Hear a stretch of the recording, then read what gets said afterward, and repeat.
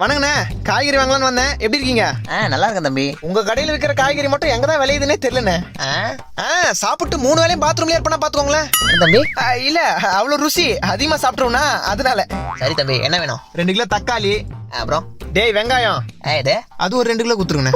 அப்புறம் என்ன வேணும்? கத்திரிக்காய் 1 கிலோ, உருளைக்கிழங்கு 1 கிலோ, அப்புறம் மனிதாபிமான ஈவரக்கம் இருந்தா கொஞ்சம் கொத்தமல்லி, கொஞ்சம் கருவேப்பிலை, கொஞ்சம் இஞ்சி. இந்தாங்க 150 ரூபாய். பேலன்ஸ் சில்லறையா கொடுங்க, நான் போய் மளிகை சாமான் வாங்கணும். டே தம்பி, 1 கிலோ தக்காளியே 150 ரூபாப்பா. 1 கிலோ தக்காளி 150 ரூபா.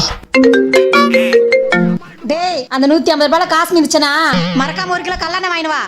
அப்படியே மண்ணெண்ணையும் சேர்த்து வாங்கிட்டு வரேன். குடும்பத்தோட கொளுத்தி விட்டுரு. என்னடா மோ, இங்க 1 கிலோ தக்காளியே 150 ரூபா வித்துனுக்குறாங்க. என்னடா சொல்ற? இனிமே என்ன பண்ற? தக்காளில குழம்பு போடாத. என்னது? குழம்புல தக்காளி போடாத. டேய், தக்காளி போடாம குழம்பு எப்படிடா ருசியா இருக்கும்? ஆமா, ஏற்கனவே நீ வைக்கிற குழம்பு ருசி நாக்க விட்டு போல. கருமு கீழே ஊத்துனா நாய் கூட நக்காது. நம்ம போன வெறுப்பேத்துக்கிறேன். நீ தக்காளி தவிர மீதெல்லாம் போடணும்.